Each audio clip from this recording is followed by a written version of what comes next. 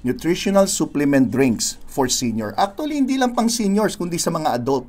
Dahil hindi lang naman yung mga senior ang minsan na malnourished, no? May mga kilala nga ako dyan na 30 anyos, 20 anyos, no? Na malnourished, walang ganang kumain, o kung anumang dahilan, no? So, alamin natin, kailangan nga ba o hindi? Siguro, mas maganda kung ang aking pagtalakay dito ay sasamahan ko ng, kumbaga, may mga pag-aaral na. Okay, kagaya nito. Meron pong lumabas na isang pag-aaral na ginawa po ito sa University of Florida. At ang pinaka-title po nung journal ay tungkol dito sa supplemental nutrition drinks. Do I need them? Ayan, yan ang mga kadalasan tanong Kailangan ba natin yan? Bata man o matanda, no? So, nung binabasa-basa ko na itong article na to, syempre napakaliit po, no? Medyo lakihan natin yan. Ang sinasabi rito, dito sa ginawang pag-aaral, ang optimum nutrition, yung kumbaga, pinakasapat na sustansya ng inyong katawan ay mahalaga po yan para sa good health sa lahat ng edad. Walang pinipili. Bata, matanda, o mga matandang-matanda, no? So, kailangan na kailangan yan. Bakit? Lalo na sa mga may edad, no, yung mga senior citizen, marami nakakaranas ng loss of appetite. Yung iba dyan ay pinapalimitahan na yung kanilang mga kinakain sa anumang sakit na mayroon sila. At yung pagiging malnourished nila o yung pagbagsak din ng kanilang timbang, ang isa sa dahilan kung bakit sila nanghihina. So, ang loss of appetite ay pangkaraniwan niya sa mga nagkakaedad. At kailangan matukoy natin kung ano yung pinakadahilan. So, kung ang tanong, ang supplemental nutrition drinks ba ay kailangan? Kailangan yan, lalo na kung meron na tayong nakitang kakulangan sa sustansya ng isang senior citizen. So, ang summary nitong lumabas na article na ito, ang supplemental drinks are best used to help older adults with inadequate food intake. Ulitin ko inadequate food intake. Dahil hindi nga sila kumakain ng sapat o hindi masustansya ang kanilang kinakain, na humahantong sa pagbagsak ng timbang. So, inadequate food intake and weight loss, kailangan ma-meet natin yung nutritional need to provide additional calories and nutrients. So, yan ay lumabas na sa isang pag-aaral. Bago lang yan, 2020 lang po yan sa dietary guidelines, no? At ang aging is always a factor. Sa ayaw sa gusto natin, habang nagkakaedad po ang isang tao, nagbabago yung tinatawag na physiologic ng tao. Pag sinabing physiologic changes, ito yung mga function ng tao. Nagkakaroon ng negative na impact ito pagdating sa nutritional status nila. So ano yung mga pagbabago na yon? Alam naman ng lahat, nagkakaroon tayo ng sensory impairment. Ayan yung medyo nababawasan yung panlasa at yung ating pangamoy. At yung dalawang yan ay mahalaga. Di ho ba, pag may naamoy tayo masarap na pagkain, nagkakaroon tayo ng ganang kumain. Dahil dito, maamoy mo lang yung, ano ba magandang halimbawa dyan? Para may naamoy kang iniihaw na barbecue, di ba? Para naglalaway ka na. Ngayon, pag nagkakaedad, pag nawala po itong pang-amoy natin at yung panlasa, ay natural, bababa din yung gana niyong kumain. Ano pang problema sa mga nagkakaedad? Yung poor oral hygiene, poor oral health, dental problems, walang ngipin, hirap ngumuya, masakit ang mga gilagid, lahat ito, nagkakaroon kayo ng problema sa pagkain nyo. Lalo na kung yung pagkain nyo paulit-ulit na lang at poor ang quality ng kinakain nyo. Lahat ito ay high risk na magkaroon kayo ng malnutrition. Yung progressive loss of vision, yung nawalan kayo ng paningin o kaya nanlalabo ang paningin nyo, ang pandinig nyo, nagkaroon ka pa ng mga osteoarthritis na limitahan yung inyong pagkilos o paggalaw, lahat ito nakakabawas din ng paghanda nyo ng tamang pagkain na hindi na kayo pupunta sa palengke siguro, mga dilata na lang kinakain nyo o yung mga binibili na lang saan-saan na hindi nyo na napipili yung sapat na sustansya. So lahat yan naapektuhan din. Ang energy needs, lahat ng tao, bata man, matanda, meron tayong pangangailangan na sapat na calories na kinakain natin para meron po tayong energy. Doon sa energy niya, kailangan din natin may mga sapat na vitamins, minerals, nutrients na lahat yan nakukuha sa pagkain. Hindi naman nagbabago eh. Hindi naman porket may edad ka na, hindi mo na kailangan ng mga sapat na sustansya. Dito ako nagtataka, bakit ang mga bata, yung sanggol, kalalabas pa lang, bibigyan na ng vitamins yan. Vitamin K kadalasan. Pag sila'y bata, hanggang sila'y nag-aaral pa, hanggang high school, pagpalagay natin, alagay ng mga magulang, may vitamins, may bakuna kompleto. Pero ang senior citizen, mabibilang mo kung sino yung nagpabakuna. Ang pinag-uusapan natin bakuna, hindi po yung COVID Ang pinag-uusapan natin yung mga pneumonia vaccine, flu vaccine, hepatitis vaccine, yung mga ganyan. Halos mabibilang nyo. Samantala ang bata, siguro walang choice, no? Bata pa lang, dinala kagad sa pedya, binigyan na lahat ng kailangan ng mga bakuna. Pati vitamina. Kumakain na ng sapat, masustansya na kinakain, malakas na, binibigyan pa ng vitamina. Samantala may edad. Nagkukulang na sa vitamina, nangihina na, wala pa tayong ginagawang aksyon. Elderly may also experience profound psychosocial and environment changes. Marami pong senior akong pasyente na masasabi natin na sa isolation. Nagsosolo sa buhay, lalo na yung mga single. Nakakalungkot man sabihin, may mga kasama tayong mga lola at lola na nasa bahay lang na nag-iisa. So nararamdaman nila, malungkot na nga sila sa nag-iisa sila, malungkot sila na may nararamdaman pa sila, so hindi maalis na may kasamang depression. Sabayan pa ng mga problema sa mga gastusin. So lahat ito ay factor para magkaroon tayo ng problema sa sapat na nutrition ng mga senior citizen. Ang isa sa susi or one of the key problems na nagli-lead po sa tinatawag na weight loss ay yung kawalan ng ganang kumain. At mahalaga na malaman po kung ano ang dahilan kung bakit may loss of appetite. Meron po mga medical conditions na pag ito'y na-address nyo, for example, meron siyang isang sakit na nagpapahirap sa kanya o kaya hindi siya makatulog, pag ito'y na-correct nyo, maaaring yung appetite ay manumbalik.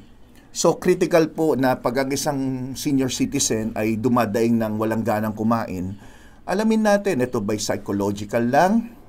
Ito ba'y may kinalaman doon sa illness o medical problems niya na dapat i-address? At kung ito'y nagamot natin, baka manumbalik ang sigla niya, lalo na yung sa kanyang appetite. So, prevention of unintentional weight loss, ito ang pinaka-goal ng mga doktor. Halimbawa, may pasyente pumayat. Ang unang tanong ikaw ba'y nagdidieta? Kasi kung nagdidieta ka, natural, hindi ka hindi ka na nga tataba o hindi mababagsak ang timbang nyo, natural, nagdidieta ka, hindi ka kumakain. O kaya, wala bang makain, kinulong ka ba na 1 linggo, hindi ka pinakain. So kung unintentional, ibig sabihin, hindi mo naman kagustuhan pero bumababa timbang mo, alamin natin yan. Pwede rin pong diabetic, bumabagsak ang timbang. Tapos sasabihin, ako'y pumayat, sumeksi ako. Yung pala, may diabetes, di ba? So i-address natin yung problema na yan.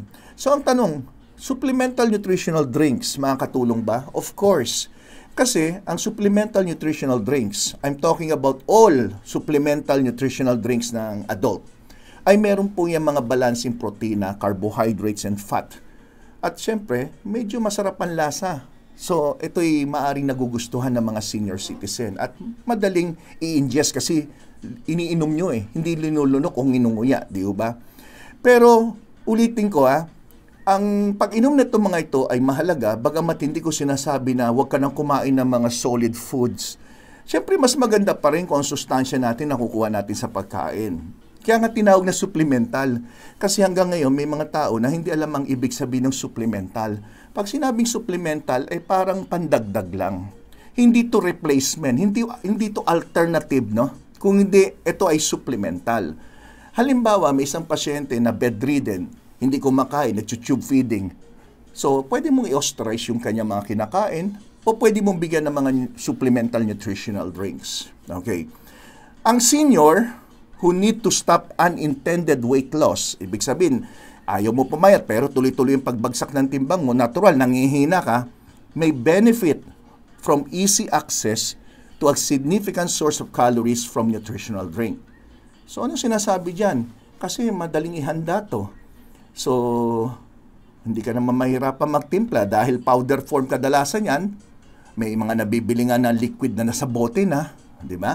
So makakatulong yan para mapigilan natin yung pagbagsak ng inyong timbang. So increasing calorie intake ay malaking tulong din para ma-improve ang mood at energy levels ng mga senior citizen, even adult. So maraming mga senior, bakit mainit ang ulo palagi nito, bugnutin? Yung pala, posible dahil sa pagbagsak ng timbang at sa konti ng kinakain o mababa ang kanyang calorie intake sa pang-araw-araw. So nutritional drinks is a balanced fats, carbohydrates, and protein should also contain mga calcium, vitamins, nutrients, and fiber. Yan ang mga standard na mga nutritional drink.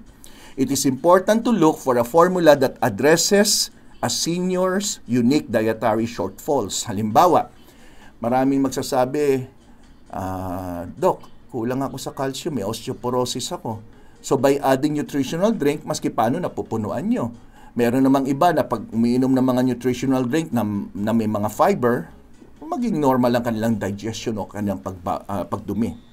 So anong advantage ng mga nutritional drink? Its convenience and its effectiveness ang pinaka-advantage niyan.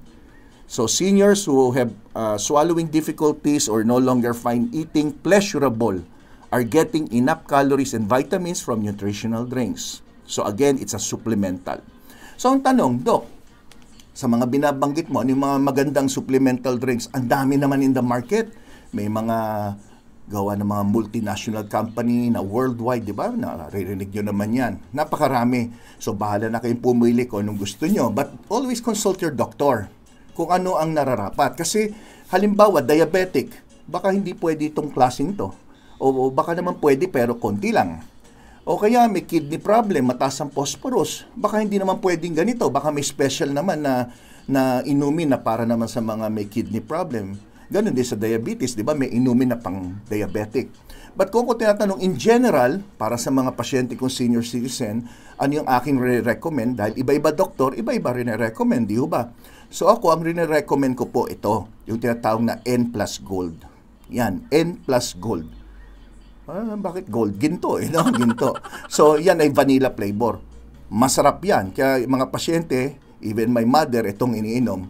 Ano bang maganda rito sa N plus Gold na to if you want to try?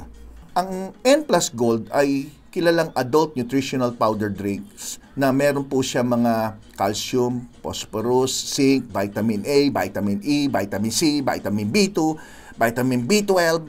Lahat yan ay mga mahalagang dietary supplement para sa mga nagiging malnourished na adult and elderly. So hindi lang po sa mga senior citizen, kumbaga sa mga adult din pwede. So paano ang dosage? Ito po ang dosage o direction paano gamitin. Kung malnourished, talagang hindi na halos kumakain. Di ba tayo mga anak, pag nakita natin magulang natin na may edad na kumakain na parang sarap-sarap sa pagkain, tuwan-tuwa tayo. Ganun naramdaman ko yung father ko nung dati nagkasakit, halos di kumakain. Makita mo lang sumubo ng medyo nagustuhan niya yung panlas, kumakain, nagustuhan niya yung kinakain niya, tuwan-tuwa tayo. So ganun din ang advice ko sa mga nakikinig ng mga anak na may magulang o lolo at lola. Kung hindi kumakain, itry nyo po ito. Kung malnourished talaga, payat na payat, halos di na kumakain, pwede pong 6 scoops, which is equivalent to 54 grams of N plus Gold powder. Ihalo niya sa 200 ml of water o isang basong tubig. Usually, pag sinabi isang basong tubig, mga 240 ml. So, okay yan. 200 to hanggang 250 ml, pwede yan. Painom nyo po 1 to 3 glasses per day. Kung talagang di kumakain, 3 glasses nyo. Actually, sa mga ibang nasa hospital nga na naka-oral feeding, ito po ang ginagawa. Ito ang binibigay. So, make sure lang na pag minix nyo to, painumin agad. So, use immediately after mixing. So, ngayon, ang bottom line, hindi natin replacement yung mga nutritional drinks sa tamang pagkain. Kaya nga, ang nutritional drinks ay hindi po yan magic bullet para maayos yung inyong kawalan ganang kumain o yung pagiging undernutrition. So, advice pa rin natin, kung maaari yung standard food, binibigyan pa rin natin ng mga lolo at lola. However, nutritional supplement drinks can certainly play a very helpful role pagdating sa adult or old diet para makorek natin ang kanilang mga pagiging malnourished. Okay? So, syempre, pag nagustuhan nyo naman, huwag nyo kalimutan mag-subscribe dito sa Gabay sa Kalusugan. I-like nyo po at i-share nyo po yung mga aking shinare sa inyo. At the same time, huwag nyo kalimutan sa comment box, lagay nyo yung I Heart GSK. Ito po ay parang sign of your support lang naman and love dito sa ating channel.